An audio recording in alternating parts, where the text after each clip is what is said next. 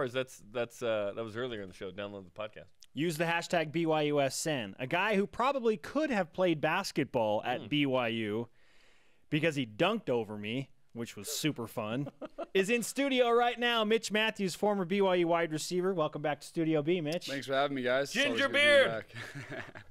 Had to grow it out. Now that I can, I had to grow it out. Totally. Did you? Yeah, well, you've known, but I'm like, what? You have red hair in your face? Yeah, I know. You don't have red hair on your head. I know. I don't know where it comes from, but me and my brother both have it, and we rock it well. So. Yeah. Like a mountain man. It looks, yeah.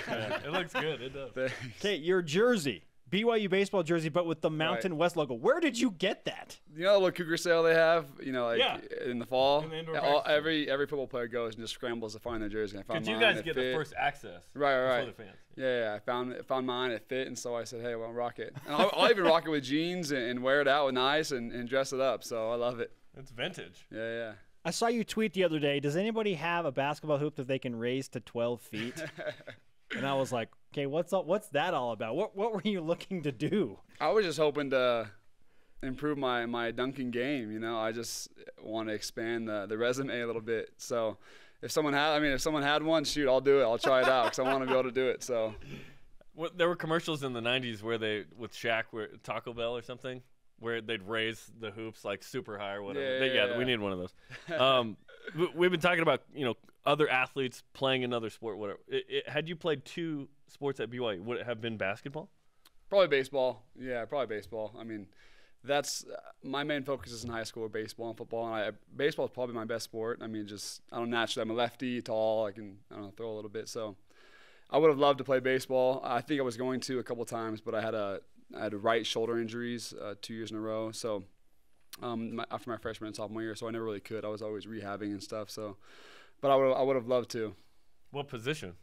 I hope I would have been able to still pitch and play first. I guess you're kind of limited as a lefty, but maybe some outfield. So I loved it. You said you were really good at baseball. Are you saying better than football? Like you were? In high school, I was. Yeah, in high school, I was. I just thought football was a lot more fun, and I wanted to play. My brother here, he committed here to play, so I was like, I just want to play football. That's more fun to me. But naturally, baseball was my thing. Now I understand the Sandlot picture more. Yeah. Yes, the all my first true love. Yeah. That makes now, sense. listen, I'm really sorry that baseball didn't work out because your life stinks right now. Yeah. I mean, you're getting ready for the NFL draft. You're going to play professional football. So what is your day-to-day life like right now? Right now, it was just a big shift. Before pro day, it was just 40-yard dash, vertical jump, broad jump, and the shuttles. That's all it was. And then the second that's done, you just toss it to the side. Not that you forget about your speed and your agility, but it's just football specific. It's a lot more cone drills, football in the air. Rather those first 3 months training for pro day, it's no footballs. It's just getting ready for that day. And so now it's getting ready to throw with quarterbacks. Finding the guys here to throw with and getting them ready for the season along with me for mine. And it's just more football focused. Has it been fun or more of a grind? How's it been? It's fun. Right now it's a good time because, you don't have school, so you just get to focus on football for the first time. Oh, yeah, there's that too. Yeah. So you just get to focus on football, and you're kind of on your own. Me and Devon Blackman are doing a lot of work together right now just because he's in the same boat as I am as a receiver. And, we're just doing everything we can to be ready. Rookie minicamp, whatever team you end up on this Saturday is that following week. So that means next week there's your rookie minicamp for the team that you're on.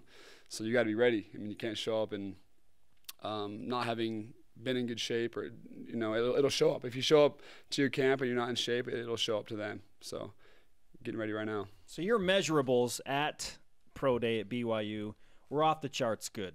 I mean, people were like, "Whoa, Mitch Mathews ran a 4.46 or a 4.47 officially, whatever the laser time." It was a 4.44. It was the official time that Let's get it heard right. from all the scouts. It was a 4.44, people. Wow. Okay. Obviously, your shuttle drills, your cone drills were all really good. So because those numbers were, I guess, eye-popping to scouts, how much more interest did you earn and pick up from NFL scouts after that day? It's good to watch it right here myself. Critique. It's just funny how you go 4 years of playing football. You go your whole senior season expecting, getting ready to play and everything, but a lot of weight comes in this pro day. I feel like I did a lot at BYU and had a great time, and even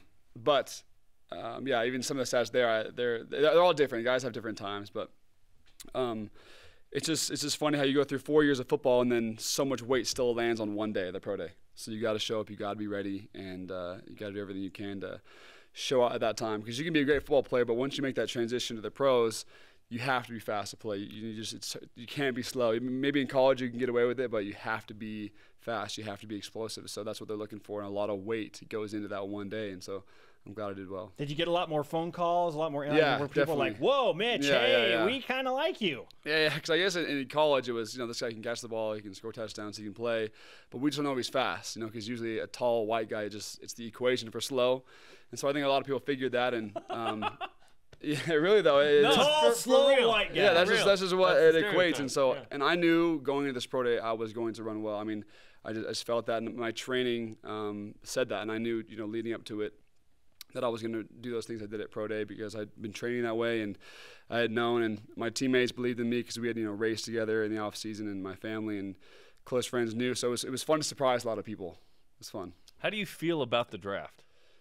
Feel good. It's on Thursday through Saturday, so I feel really excited. There's nothing to be nervous about. Obviously, I want to get drafted as high as I can, and if not, I know I'll land on a great team with the agent I have. We'll be just fine, and I'm excited to make a team. That's the biggest thing. Getting drafted is awesome. It's something I've dreamed about, and I really believe that I can and that I will. But if I go somewhere as a free agent, I'll be able to pick. It'll be an awesome situation. I'll go in, and I'll be grateful to make the roster. I know there's this conversation for guys that are drafted really late. I think it's Mr. Irrelevant, the last player selected. Galway was Mr. Irrelevant. At BYU. He was drafted as the last player taken. I can't remember the year, but that happened for him. Yeah, something like that. Would you rather be drafted really late or kind of have your option as a free agent? Yeah. I've kind of heard that, whole thing, maybe the 7th round. Do you kind of just go as a free agent because you can kind of pick? Well, it comes down to the team that's picking you. They really want you as well, so they think it's a good situation for them as well. So a lot of times it is. But when you get drafted, it's that signing bonus. You make a lot more money right away, and that's part of the reason why guys are going to play, to support themselves and their family and their careers and their future. And as a free agent, you don't make as much on that signing bonus, but when you're drafted, it is that jump. And so a lot of times you weigh those options. Do I go to a team where maybe I think it might be a little bit better fit, or do I go with that signing bonus and trust them that they need me there because they're drafting me there? You're hoping to make some coin. Do you have something in mind that you want to buy first? Oh. Yeah, definitely need to repay mom and dad for all they've done. That's a good idea. All the camps they've put me in the day, I definitely need to repay them for that. Man, a new set of golf clubs would be nice. It's hard to find a set of golf clubs, a nice set of golf clubs for a tall guy like me. So a nice set of golf clubs. Tall lefty. Yeah, custom fitted for so sure. It's hard. So, I mean, just some small things. I'm not a huge spender, but it's just some small things would be nice. Mitch Mathews with us in Studio B talking about the NFL Draft, which starts on Thursday and runs through Saturday. Which NFL receivers, past, current, would you compare your game to if an agent were to say, who do you play like? Wow. I mean, I'd like to say Calvin Johnson, but I don't think that's possible. Just kidding. But I keep hearing Jordy Nelson. I just always hear it. Maybe it's because I'm white. I don't know. But he's white too. But that is not a great comparison. You don't think so? Other than race. You don't think so? No. Well, he's very good at going up and getting the football. Skilled, but he's not 6'6", is he? Am I off on that? I think he's 6'3", 6'4", maybe. Okay. Yeah. Okay. He's a big guy. I think he's pretty. Okay. Yeah, he's a big guy. Sorry, I thought he was a little shorter. No. He plays like a bigger receiver. Yeah.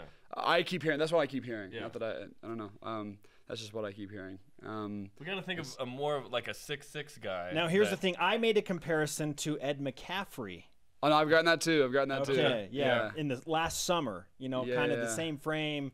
But he was a guy just like you that was athletic, surprisingly almost athletic, fast, could jump really high, and so I kind of like that one. But that's going back. Yeah, no, it's fine. Yeah, whatever. I've gotten that as well. Because you are 6'6", I'm not sure lefty has a huge difference in receiving, football, but you're a unique frame, I guess. Right? Yeah, I don't know. I guess I probably would be the tallest guy in the NFL playing 6'6". I don't know if there is one that's tall. Maybe a tight end or something, but a receiver, I don't know if there's one that tall. So, a guy that can jump and go up and get the football, I think is a guy like me.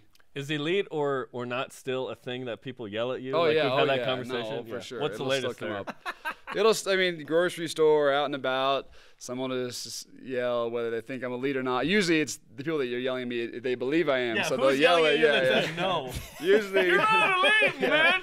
usually it's the good way. So it's fun. It's still fun. And I'll get some tweets whenever it's involved with you guys. So it's fun still. That got out of hand in a hurry. Yeah, that was long Steve time. Carell and Anchorman. Like, yeah, you better lay low for a while. 'Cause you wanted for murder with a Talking trident. with Mitch Mathews, former BYU receiver. As you can see on the screen, those watching on BYU TV, all independent first team, a guy who has garnered a ton of interest because of his pro day numbers. We'll finish with this.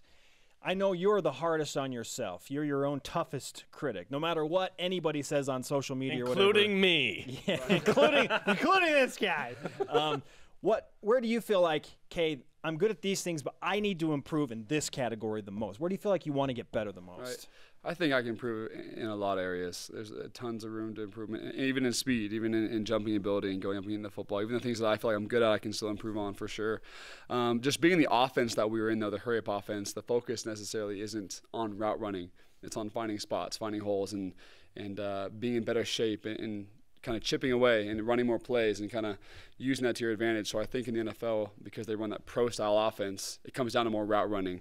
The crispness of routes, the sharpness, the whatever it is you want to call it, the preciseness of routes is more important at that next level. So that's something that I'm really, really working on as a big guy, is being precise in my routes. Because that's something in college that, or at least in our offense, in the hurry-up, it's not necessarily as important to be so crisp and so sharp. It's more about finding holes, being in better shape, getting to the right area. Obviously, running routes is always important, no doubt, and we put a lot of focus on it, but it's even more important at the next level. Mitch, let's give you some BYU Sports Nation karma for draft week, man. Yeah. So you can survive the grind. Let's do it. Let's do it. Team. I love it. Yeah. Absolutely. We appreciate the time. Good luck. It's been fun to watch. Hashtag elite. I don't know, never end. Of course. Thanks for the time, Mitch. Thanks, guys. Thanks for having me out. Mitch Mathews on BYU Sports Nation. Is he going to get drafted? We shall.